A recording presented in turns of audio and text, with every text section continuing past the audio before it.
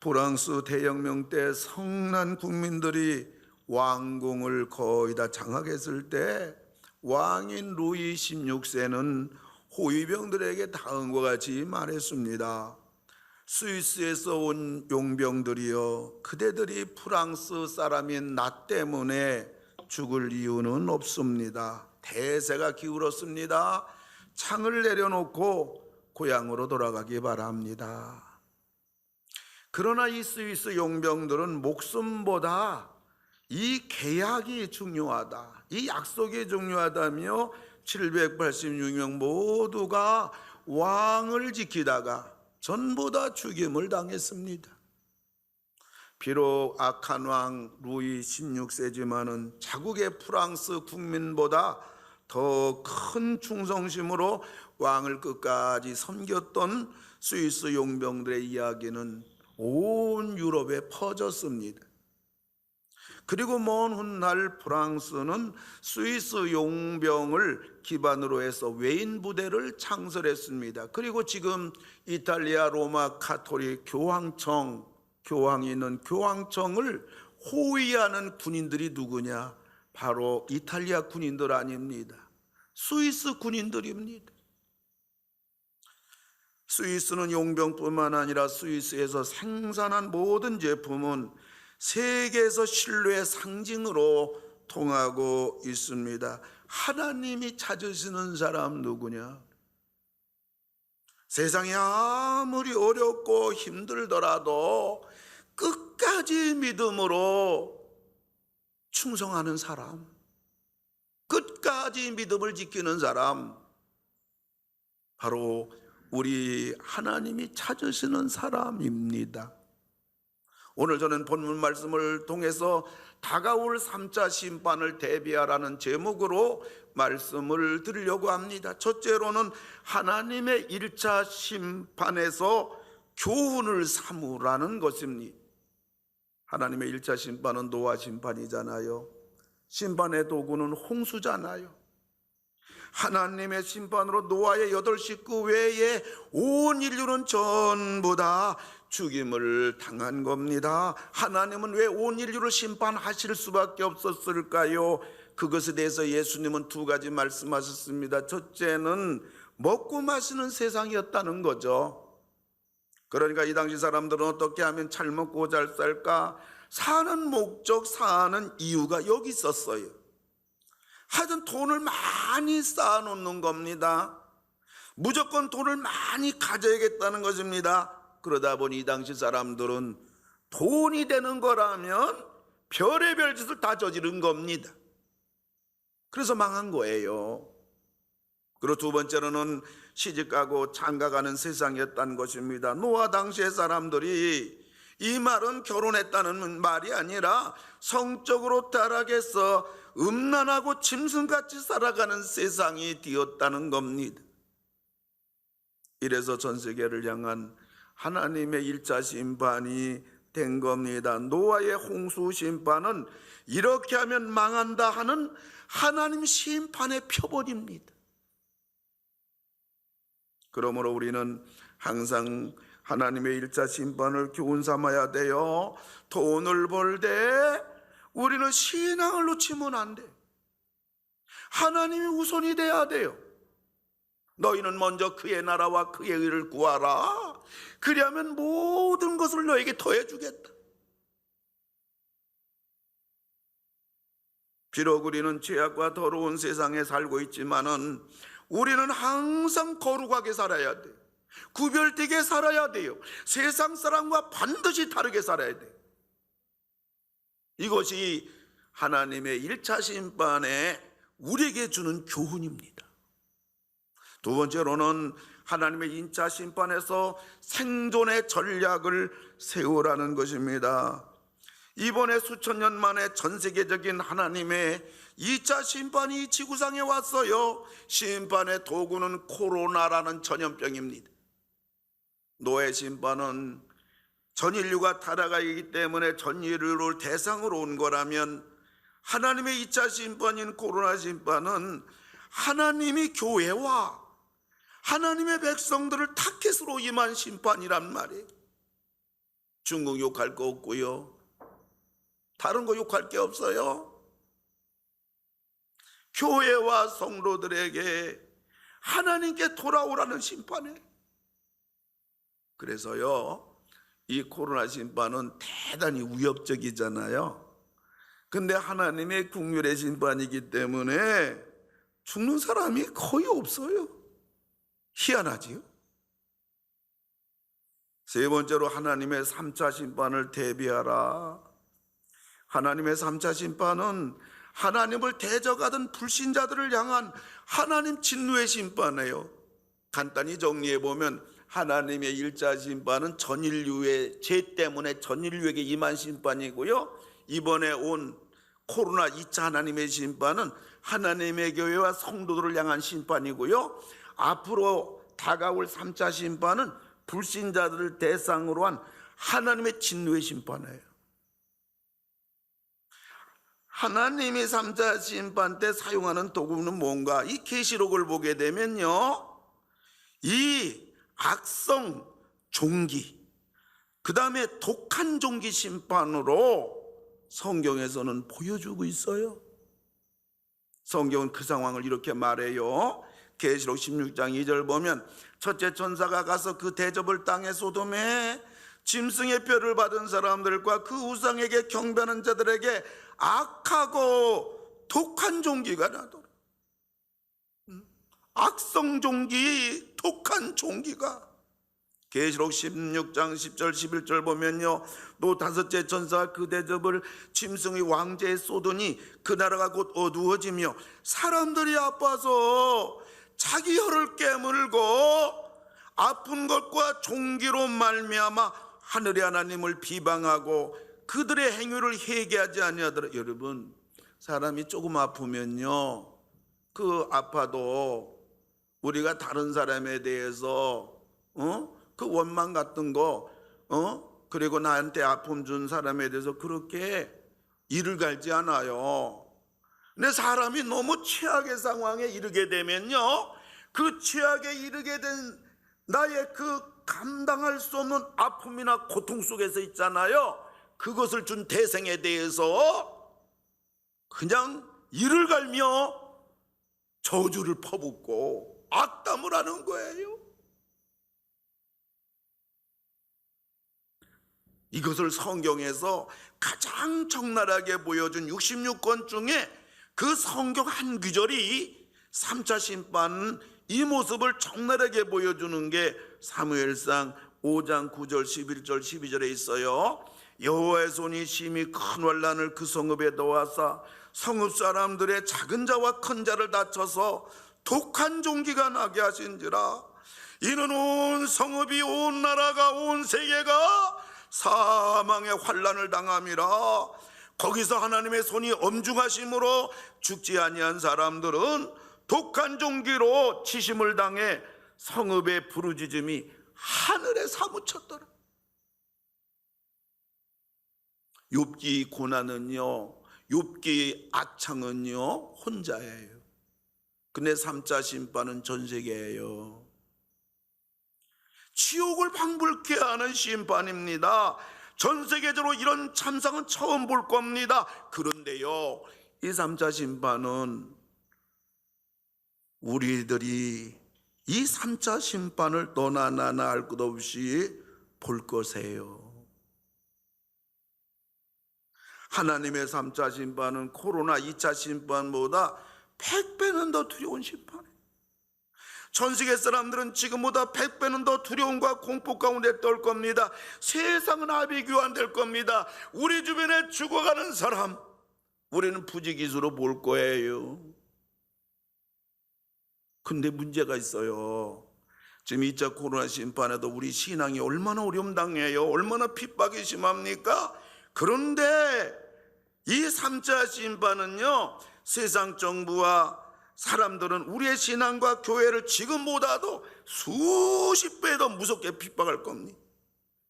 그러므로 우리들이 이 3차 심판을 여기에서 대비할 수 있도록 오늘 2차 심판 진행되는 현재 진행 상황 속에서요, 어떻게 내가 믿음을 지킬 건가? 내가 신앙생활을 어떻게 할 건가? 내가 교회 생활을 어떻게 할 건가? 이걸 여러분들이 2차 심판 중에 살펴보고 점검하고 전략을 세우고 여기 훈련도 받고, 그래서 여러분들이 3차 심판을 대비해야 돼요. 이 코로나 2차 심판의 결과는 뭘까요? 하나님께 드린 예배를 박탈당했어요. 이사야 1장 11절 보면 여호와께서 말씀하시되 너의 무수한 재물이 내게 무엇이 유익하뇨? 나는 순양의 번제와 살찐 짐승의 기름에 배불렀고 나는 숫송아지나 어린 양이나 순염소의 피를 기뻐하지 아니하노라. 하나님은 우리들에게 예배 드리러 오지 말라는 거예요. 예배 받지 않겠다는 거예요. 우리 신앙에 문제가 있고 우리 삶에 문제가 있기 때문입니다. 창세기 보세요. 하나님이 가인의 제물은 받지 아니하고 하나님이 아벨의 제물은 받으시고, 여러분 여기 보면요, 제물이 문제 아니에요. 제물 드리는 자가 문제예요. 여러분이 교회 나오고 예배 참석하고 헌금하고 봉사하고 이거는 둘째란 말이에요. 하나님이 우리에게 원하시는 것은 먼저 우리를 요구하는 거예요. 믿음 생활 잘하라. 세상에 나가서 똑바로 살아라. 그리고 와서 예배 드려라. 그 얘기예요. 하나님은요, 결국 믿는 우리들의 최고 영광이고 최고의 축복인 예배를 거둬가 버렸어요. 교회에 오고 싶어도 오지 못하고 예배를 드리고 싶어도 드릴 수 없게 된 겁니다. 그리고 하나님을 섬기는 성전을 박탈당했어요. 이사야 1장 12절 보면 너희가 내 앞에 보이러 오니 이것을 누가 너에게 요구하였느냐? 내 마당만 밟을 뿐이라. 내 마당은 성전이거든요. 교회거든요. 너희들 왜 교회만 발로 밟고 다니느냐? 하나님은 우리들의 그런 신앙 가지고 그렇게 세상에서 믿는다고 하며 그런 삶을 가지고 어떻게 내 앞에 와서 예배한다고 할 수가 있겠느냐? 코로나 심판으로 한국교회는 물론 전 세계 교회가 문을 닫았어요. 성전을 박탈당했어요. 수백, 수천, 수만 명이 모이는 그 넓은 예배당에 19명만 앉았어요. 지금도 우리 본당이 800석입니다. 160명 외에는 들어오면 안 됩니다. 성전 박탈당한 거예요. 최악의 단계에 이르게 되면 예배 시간에 설교자 한 명만 있도록 행정명령이 됐습니다. 죽은 예배당이 된 거예요. 하나님의 2차 심판일이 코로나 심판을 통해서 우리가 어떻게 3차 심판을 대비할 것인가? 사랑하는 성도 여러분, 돈과 쾌락을 경계해야 됩니다. 먹고 마시고 시집가고 장가가는 이것 때문에 1차 심판 왔어요. 2차 심판 왔어요. 3차 심판도 올 거고요. 마지막 4차 심판도 집행될 겁니다. 근데 3차 심판이 되면 먹고 마시고 시집가고 장가고, 다시 말하면 돈, 다시 말하면 쾌락, 이 상태가요 더 짐승화됩니다. 더 폭력화됩니다. 더 공개화됩니다. 갈대로 가는 거예요. 약육강식 세계가 된다니까요. 그러므로 우리들 있잖아요, 항상 이 두 가지를 경계해야 돼. 우리는 돈을 모으는 재미도 있지만은요, 선하게 쓸 줄도 알고요, 가치 있게 쓸 줄도 알고요, 하나님께 드릴 줄도 알아야 돼요. 그거 쌓아만 논다. 성경은 이것을, 돈을 사랑하는 것이 일만하게 뿌리가 되나니 너를 찔러도다. 여러분, 돈은 쓰는 만큼 내 돈이고 하나님께 드리는 만큼 복이에요. 낭비하라는 건 아니잖아요. 돈과 쾌락을 경계하고 경건하고 절제하고 거룩하게 살고 하나님의 복을 받고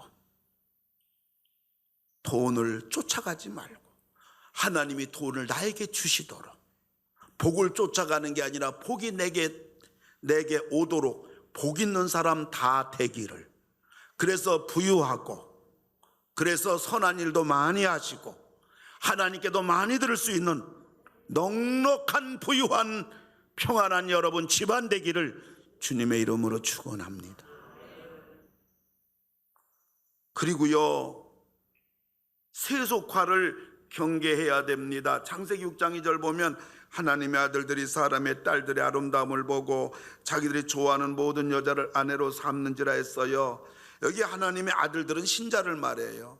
사람의 딸들은 불신자를 말해요. 그런데 불신자들의 아름다움을 보고 그랬어요. 그러니까 불신자들이 살아가는 것이 좋게 보이는 거예요. 아이고, 내가 안 믿었으면 이게 뭐 주일날 교회 나와서 피곤하고 뭐 전도 뭐 기도하라 성경 보라, 아이고 이거 귀찮아서 저 안 믿는 사람들 보면 아주 자유롭게 사는 것 같고 편한 것 같고 행복하게 사는 것 같고, 그것을 아름답게 보는 성도들의 그 마음, 그 사람은 반드시 세속화된다는 거죠. 그리고 혼인했다고 그랬어요. 이거는 세상 사람들과 하나가 됐다는 말입니다. 세상과 하나가 됐다는 말이에요. 결국 하나님 백성들이 세속화가 되고 하나님의 교회가 세속화가 되었다는 말이에요. 그러므로 우리는 세속화를 경계해야 돼. 우리 예수 믿는 사람들은 세상 사람들과 구별되게 살아야 돼. 모든 게 달라야 돼요. 그리고 세 번째, 하나님께로 돌아가라는 것입니다.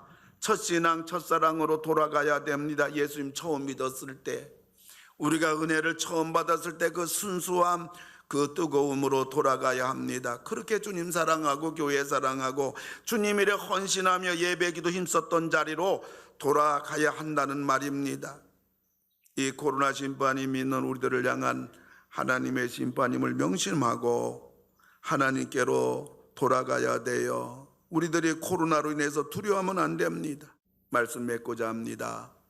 지난 1년 동안 수많은 교회가 예배당 문 닫았어요. 예배를 포기했습니다.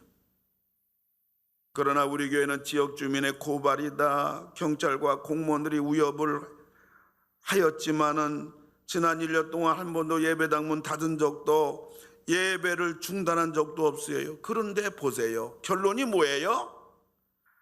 예배당 문을 열은 교회나 예배당 문을 닫은 교회나 예배를 포기한 교회나 어려워도 예배를 끝까지 드린 교회나 어렵고 힘들어도 교회 끝까지 나온 성도나 교회 나오지 못한 성도나 1년 지나고 보니까 똑같아. 다른 게 아무것도 없어. 결국은요, 우리 신앙만 도둑 맞은 거예요. 결국은요, 하나님의 축복만 도둑 맞은 거예요.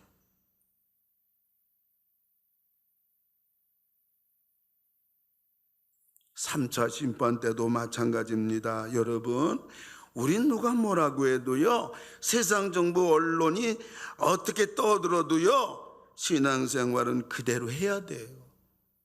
교회 생활은 그대로 해야 돼요. 아무 다름없다니까요. 교회 같으면요, 확진자가 생길 수 없어요. 그렇게 교회를 못 살게 굴더니 정부에서 1년 만에 교회에서는 확진자가 나오지 않았다. 이미 물은 다 퍼졌어요. 세상 사람 교회 다 욕하고. 이게 핍박 아니겠습니까? 지금 말하면 뭐예요? 2차 심판에서 지금 현재 진행형이거든요. 그런데 코로나가 오래 가지 않아. 이 코로나는 반드시 끝납니다. 성경에는 이 2차 심판이 끝나면요, 그 다음에 하나님이 텀을 주셔요. 기간 주셔요. 그 다음에 3차 심판이 온다니까요. 그리고 하나님이 시간 주고 텀 줘요. 그 다음에 4차 심판은 여러분 예수님 재림하는 거예요. 그 이 2차 심판, 코로나 심판은 반드시 끝이 있어요. 걱정하지 마세요. 너무 지치지 마세요. 가세요. 돈 버세요. 자녀 열심히 공부하고, 신앙생활 열심히 하고, 교회생활 열심히 하고, 봉사할 거 봉사하고, 그냥 가세요. 가는 자가 가는 겁니다. 가는 자가 이기는 겁니다. 가는 자가 복을 받는 겁니다. 가만히 있지 마세요. 행복하게 사세요.